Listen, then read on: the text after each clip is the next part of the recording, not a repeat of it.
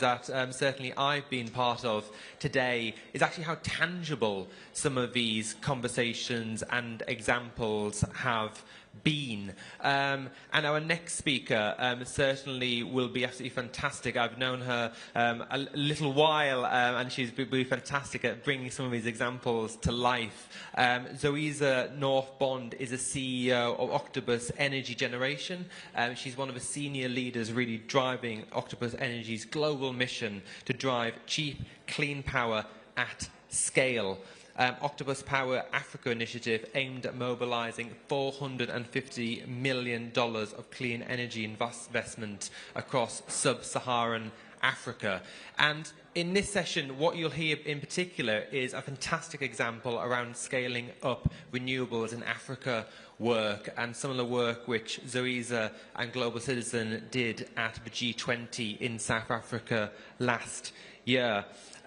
So we will have 10 minutes of Zoisa, and then she'll be joined by Global Citizen co-founder Mick Sheldrick in conversation. So Zoisa, over to you.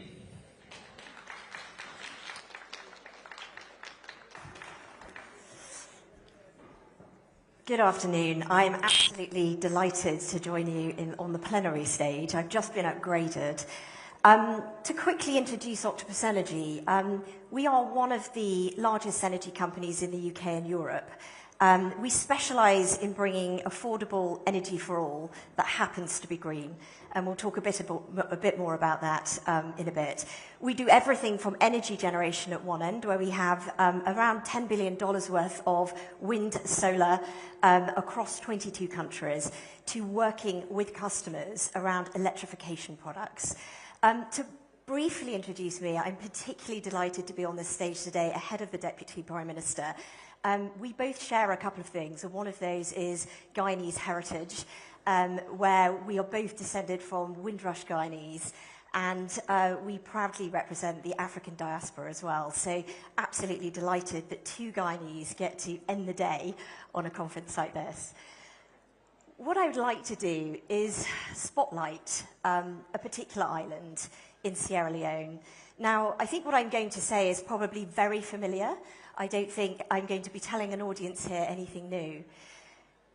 This town in Sierra Leone is called Bonth, and it's located on Sherbro Island. To bring kind of a perspective of where that is in the world, it's about as far as New York is from London. The main city of Sierra Leone, Freetown, if people know that, it's about 75 miles south, which is about a 6-hour car ride, and it's then about 2 hours by boat. What's interesting about this community is it's thriving. Fishing is the economic backbone. There are around 14,000 people that live in this village. However, Sierra Leone has electrification rates of about 28% energy access rates. The island is just 5%. The source of its energy actually arrives intermittently by canoe and is diesel. This is a familiar picture across Africa, and I think is a window to something bigger. Currently, Africa accounts for around 85% of an electrified people, that figure globally across the world. This is something that is seen everywhere. And what we have to remember is that energy is productivity, it drives economies, and it's truly transformative. We can see that African economies suffer from not having access to energy, but also suffering from blackouts. If we look just over the last year, up to 6% of GDP was lost across African economies because of energy shortages. In Nigeria, for example, I think energy blackouts accounted for around a 25 billion loss. It's a really serious issue. We have to remember that every hour that people are living without power is an hour of output that's lost. It's lost income, and most importantly, it's lost growth for the economy. What has happened since the beginning of the year in March, when the Strait of Hormuz is closed, has meant that oil is surging, the price of oil is surging. It's almost doubled. Because these economies are so dependent, we are seeing a surge in energy prices. And even South Africa, which was more stable, I would say, in energy access compared to other places, is seeing real issues. And it's because it was needing to use diesel to help balance grids. And that's seen energy prices spike by as much as 67%. We see in East Africa the way that people are using transport, so electric motorbikes and motorbikes. The cost of fares has doubled. But if we look back to Cherbourg Island in Sierra Leone, we can actually see that it has, unfortunately, those boats that are arriving by canoe with diesel, the prices have gone up 60%. And this is really serious because it means actually businesses aren't running in the way that they could. It means that people cannot take children to the clinics. It means that people can't go out to work. There is, however, a glimmer of hope here. And Africa has been seeing the most incredible innovation and surge in solar in particular.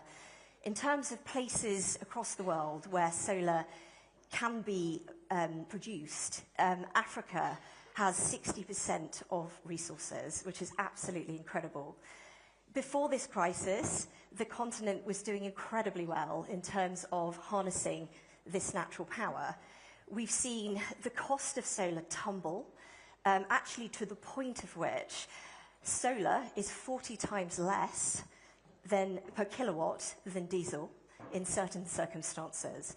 We've seen investment in the last 5 years go up fivefold, and we've seen energy prices in some places topple.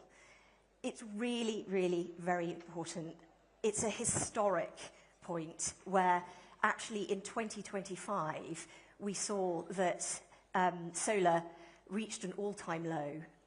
It's now just about thinking the technology is there, however, we don't have the partners to bring together the ability to really unlock the catalytic effect that solar can have. I want to go back to Sierra Leone because I think it's an interesting example of how we can look to things like solar to be transformative to economies. But it very much depends on the lens that you choose to apply. Because I think a lot of criticism comes on renewables in the sense of the fact that people don't see that it's reliable. You know, it's intermittent. The sun doesn't always shine and the wind doesn't always blow. Actually, what we had done working with that community is sit back and think, how do we apply a systems lens?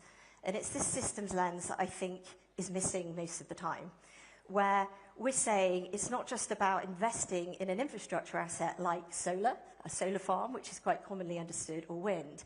It's about saying, what's the connective tissue to be able to get those green electrons to a community? So it's about making sure that we have the grid, and it's making sure that actually we're designing the right types of installation for use. I was absolutely delighted to meet Sir Idris Elba once, and we started to talk about his passion for Sierra Leone, which was where his background was from. He's deeply rooted within Cherbourg Island and bringing economic transformation. We also met in partnership with the government of Sierra Leone, who we weren't asking for really anything from them other than to open the market to wind energy, because wind farms, for example, are something that hadn't been built before. We wanted to bring solar, and that is something that I think is very well understood, but wind was something new. And they had the incredible innovative leadership to be able to create a policy environment whereby we could accelerate our investment into wind energy. What we've created at Cherbourg is an installation that is 5 wind turbines. They are about the size of the Statue of Liberty, if you can imagine that, but not with the podium underneath, so from her toes to her crown. It's about 35 metres. There is also a solar installation, and most importantly, a battery. And it means that we can, on average, bring at least 94%. So good, it's not perfect, but 94% reliable energy. In the summer months, 100%. And this will be truly transformative. We're already seeing that on the island, people are planning new businesses. So one, first and foremost, will be cold storage for fishing. And this means actually that rather than having to sell fish at very low prices on the same day, they can be stored, refrigerated, and sold on to other markets, so creating new economies. There is the Bondwi Women's Association that is going to start an ice business. So this will be smaller scale freezers, which will go to food companies, not only on the island, but actually more widely. And this is the economic effect that cheaper green electrons can really, truly create. Renewables is so different from the fossil fuels that many African countries are dependent on currently. And this is because it directly puts power back in the hands of the people. It's so important because we see, looking at past history, the economies that have done the best in the world are driven by green power. We look at places like the growth of China and India, for example. We look at the rapid rates of electrification and EVs and storage and all of the abilities that these have to balance grids and really create a different system. And now is the time where we need to bring partners together, very much like with Sir Idris Elba's association, Elba Hope, which is a charitable organisation. The government's opening markets so that we can invest, and then investment coming in. What has been extraordinary is, as a result of this, we have seen so many innovative entrepreneurs on the continent, so many investable opportunities come to us as a result of this small project in Sherbro. And actually, we stood back and said, what we now need to be doing is designing a financial product that looks at the systems lens that enables true catalytic economies to be unlocked. So, last year at the G20, working together and in partnership with Global Citizen, Octopus Energy will be raising 450 million in institutional capital to invest in more projects like this, starting in Southern Africa and the opportunity that that represents. Because what we see from our lens is that the most secure electrons and the cheapest electrons that we can create are those which are close to home. And in Africa, a country that's abundant with solar and wind, we absolutely have to start there. Now, what I'm going to do is invite the co-founder of Global Citizen, who is Mick Sheldrick, to come and join me on the stage. Global Citizen was very much responsible for the Scaling Up Renewables in Africa campaign, which headlined at the G20. And we're going to discuss a little bit more about the Octopus story, but that also. So please join me, Mick. Thank you. Well, let's give Zoisa another round of applause. She's incredible, and we're thrilled to have her on our board, which is really great. And the chair of our board is the one and only Sabrina Alba, together with Idris. You've heard a lot about this, and we've heard their motivations in Sierra Leone. But what I want to ask you, Zoisa, what is your motivations? And I don't mean just the octopus motivation, because the affordability, the stats you showed is clear. This is the best way, electrification, to provide low-cost energy and scale energy access right across the continent. But what is also your personal motivations for being so vested in this agenda? I would say energy, for me, is the most transformative power, and it's the easiest thing that we can possibly harness. And I don't think that we go to it enough, and particularly renewable energy. Looking at the opportunity that could be the African continent and working together with local partners, it's extraordinary. And I would say personally, coming from a family that very much proudly represents the African diaspora as well, looking at where my grandfather grew up in South America, energy was something that would have been transformative for his education. And he didn't have access to it. And wow. When I was growing up in my generation, education was the most important thing. It was incredibly important. And I think he used to say, look, if we had electricity, yeah, everything would have been different. Electricity isn't something that lights up just homes and industry. It can light up lives, and it can be truly transformative. I was speaking to one of our partners a couple of nights ago, and they said one of the things that we often forget about is, when it comes to giving birth, deliveries, we forget that 50% of deliveries often take place in the night, at nighttime. And if you don't have access to electricity and you're giving birth in the dark, what's the impact of that? And so she showed me some compelling stats about the impact on deaths from complications in childbirth just through energy access. But you've also mentioned, and again, the presentation was incredible, compelling, why reliance on diesel is often not in the long-term business interests as well. And Octopus is a new generation of businesses who are meeting this need. We were speaking, I'm from Western Australia, and we were speaking about Fortescue as another example, and in the last 2 months, I feel like they've been saying, I told you so, this is why we need to electrify heavy industry as well. But why is it so important, especially at conferences like this, that businesses engage, and not just from an extractive point of view, but from a genuine point of view of building partnerships? We see that business, of course, has the ability to be the most transformative thing for an economy, because it's the thing that will create more jobs. It creates then taxes that people are going to pay, and therefore you end up with true economies. Businesses also have the ability very often to design their own energy needs, be truly transformative to communities. So looking at the way that grids are built or renewables are built, very often have the knock-on effect of also bringing electricity to disparate communities, which can be, of course, hugely important as well. The way that we build wind and solar in particular, of course, they are truly decentralized from a system. You can build them in such a way as well, where you need very small grid lines.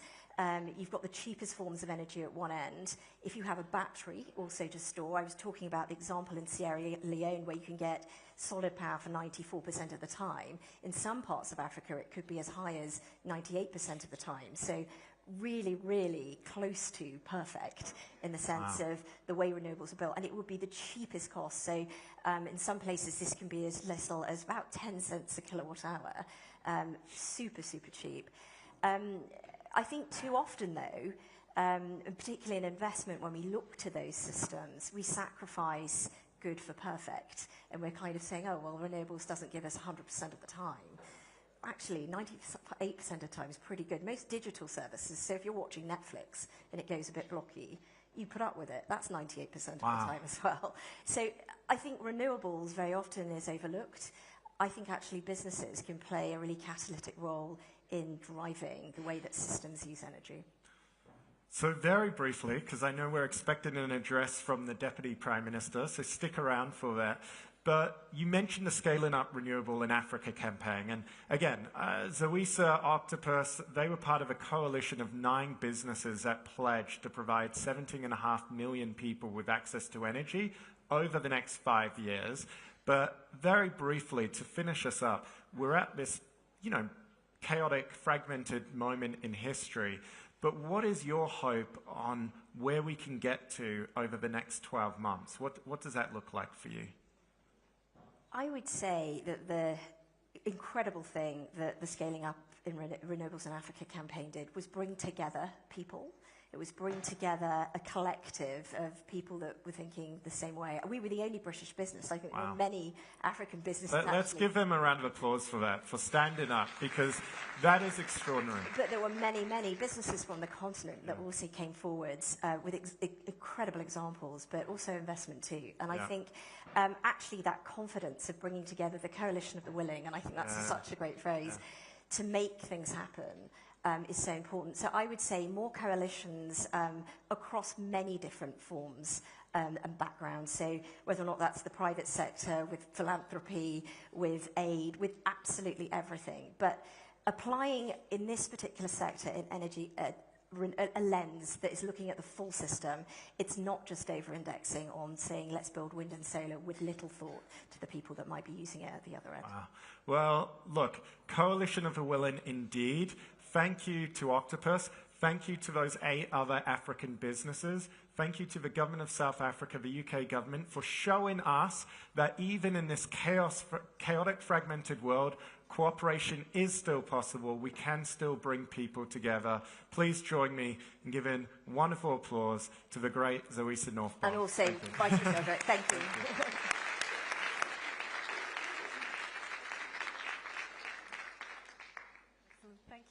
Thank you both so much for that.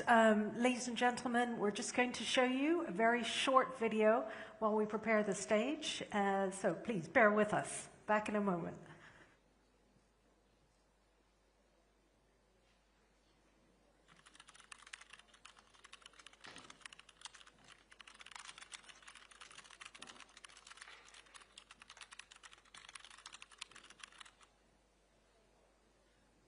Hello, I'm Ndidi. Now, what's in for 2026? Fair financing and local storytellers.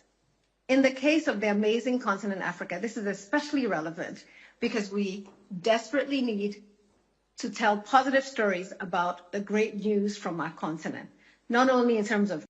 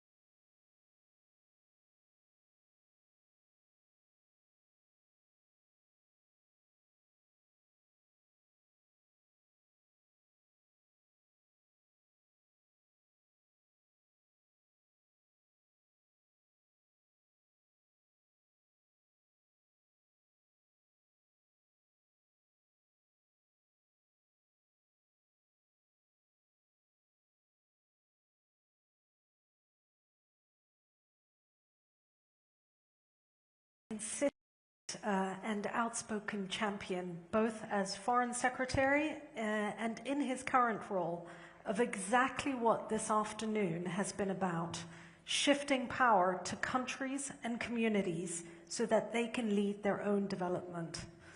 To close our 2 Shifting the Power plenaries, please welcome the Deputy Prime Minister, the Right Honourable David Lammy.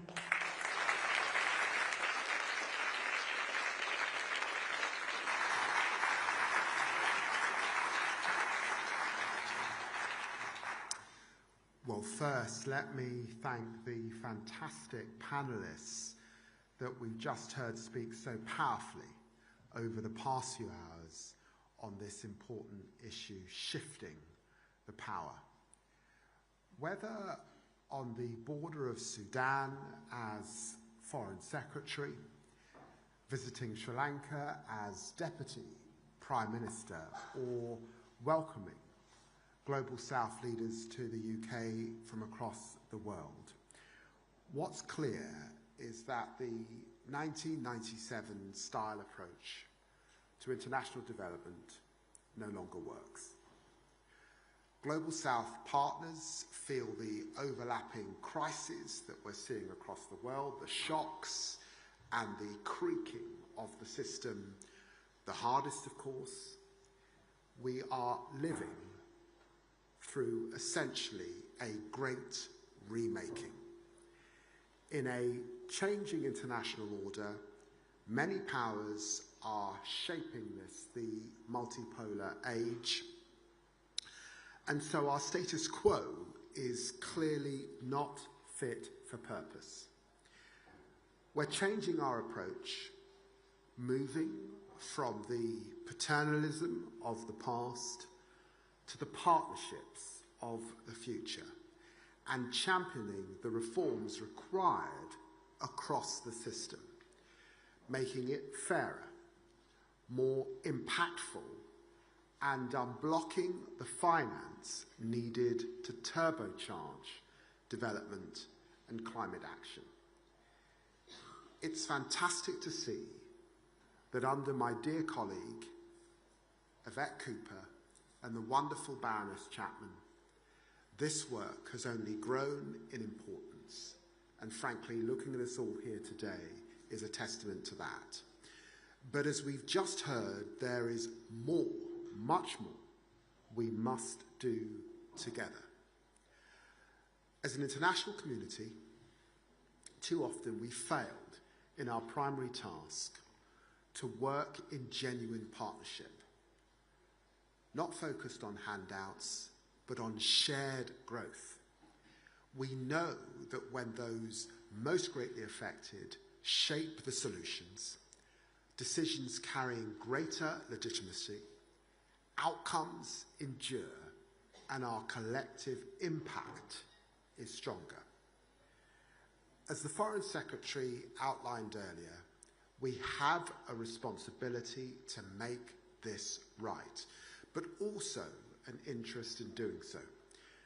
As Deputy Prime Minister, I know all too well that growth, tackling the climate crisis, and the health of our citizens cannot be separated from international shocks and crises.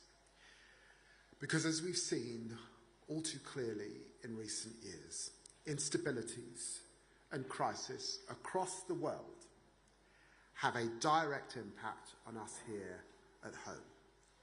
From the effects of COVID-19, which continue, of course, to reverberate, to the floods and the extreme weather and damage our towns and cities,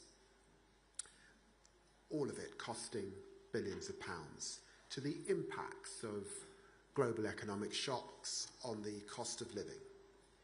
If we are to shift course, we must see a genuine shift in approach and a genuine shift in power.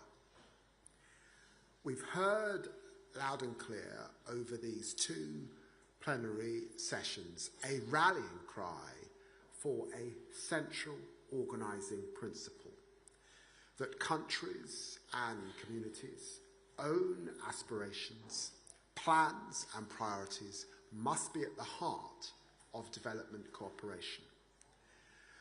And what are the three key things that we've heard that we can collectively do to turn this principle into practice? Well, first, we must work alongside partners as they set their own agendas, aligning our support and finance behind their aspirations for their own development. It means coordinating behind country platforms, where the countries choose them to align support with national priorities. It means co-creating, co-designing, co-deciding solutions as best and standard practice, where partners determine what, where and how development resources are used. And that's why the UK wholeheartedly endorses the call to action to all development actors to accelerate support for locally led development, and we encourage you to join us. Second, that we need to take a whole society approach, from government to the private sector to philanthropy to civil society, including the most marginalised voices, to support the changes that countries and communities want to see. This government has always believed in a feminist approach to international development and foreign policy, women and girls in all their diversity, and women's rights organisations as drivers of change and progress, essential to growth, peace and stability. That's why I commend the work of Yvette Cooper. With her leadership, the UK has made this a standalone foreign policy priority. And finally, to deliver this, we must support partners in building self-sufficiency and fiscal resilience. We need to redouble our efforts to ensure countries can mobilise their own finance, spend well, borrow responsibly and manage shocks effectively to build sustainable economies. Control over finances is control over sovereignty, and this means tackling illicit finance and corruption, which I see as one of the great progressive causes of our times. Illicit financial flows are estimated to total between $800 billion and $2 trillion every year. That's around 2 to 5% of global GDP. This is money that should be in the hands of citizens, ordinary people, supporting their public services. Instead, it lines the pockets of kleptocrats, their cronies, and funds their luxury homes in capitals like this one, here in London. Together, we must move beyond an agenda simply focused on transparency and end the era of impunity for those exploiting developing nations for their own ill-gotten gains. It also means mobilising more private capital, and the City of London is a hub of green finance, and we want to become a hub of global development finance too. So we're working with senior leaders from across the investment community to address practical barriers to scaling investment in developing countries, and this to me exemplifies a move towards building genuine new partnerships, new coalitions that deliver growth and opportunity for citizens here and abroad. But none of this will be enough if we don't also work together to change the global development system. You will have heard from many leaders and those championing reform initiatives over the course of today, and it's clear that there are already some key areas of momentum. First, that we must address the injustice at the heart of the system for ensuring a global South voice that's representative and has influence and a meaningful seat at the table. Again, Yvette Cooper set out earlier today how the UK is working in partnership to champion the shift across the system, whether that's ensuring greater voice across the debt architecture through the new borrowers platform, co-chairing the current World Bank shareholding review, reforming the United Nations Security Council to include permanent representation for the continent of Africa, for India, for Germany, Brazil and Japan, or ensuring the OECD debt reform review keeps pace with the scale of the changes to the development partnership and finance landscape. We are proud then to play our part. Second, it's clear that institutions and actors must work better as a system to get behind the aspirations of countries and communities. Working together should be the starting point, systemic and not ad hoc. That means going further and faster on essential reforms to support genuine collaboration between development banks, climate funds and other institutions, bringing together finance, expertise and implementation at scale. And third, we must prioritise and protect the parts of the system that protect us. There is no development without climate action and no climate action without development. These are two sides of the same coin. At all levels of government, the United Kingdom remains relentlessly focused on addressing the defining global challenge. The transition to a resilient, nature-positive, clean-powered global economy is the growth opportunity of the 21st century. We will not succeed in tackling the climate and nature crisis or deliver resilient, sustainable growth without reforming the full development and climate ecosystem. We need a climate and nature finance architecture that works faster, smarter, and more effectively. And we need to mobilise more finance from all sources whilst delivering a step change in access to ensure funding reaches the poorest and the most vulnerable. And we need to ensure that funding reaches communities on the ground and that marginalised groups are at the centre of decision-making. This is proven to deliver stronger, more effective resilience. It needs to be the core in shifting the power.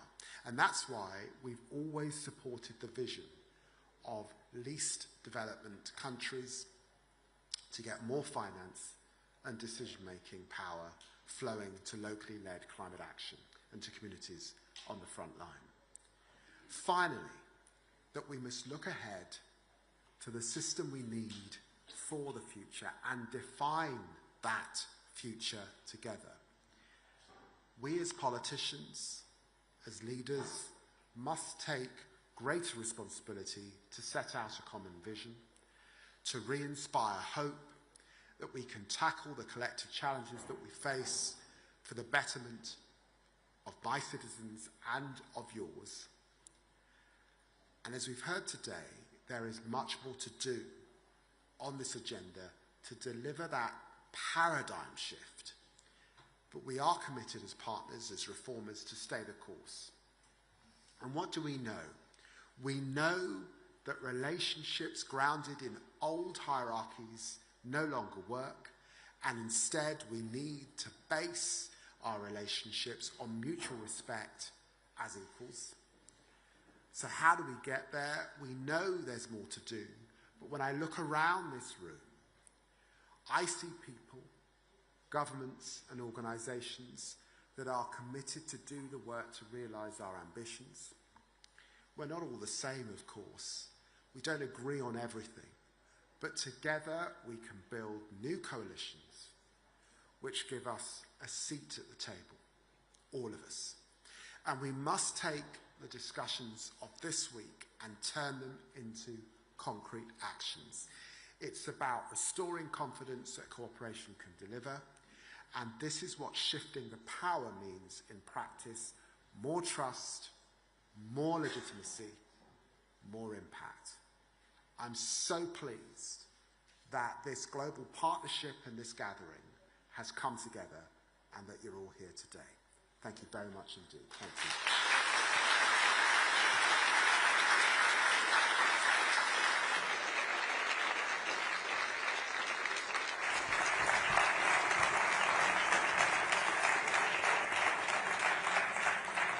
So thank you very much, Deputy Prime Minister. Ladies and gentlemen, as I listened to the conversations today, I kept thinking back to A.N. Aiden's poem, She spoke of the fragility of the now and choose humanity. We all have a shared conviction that something has to change.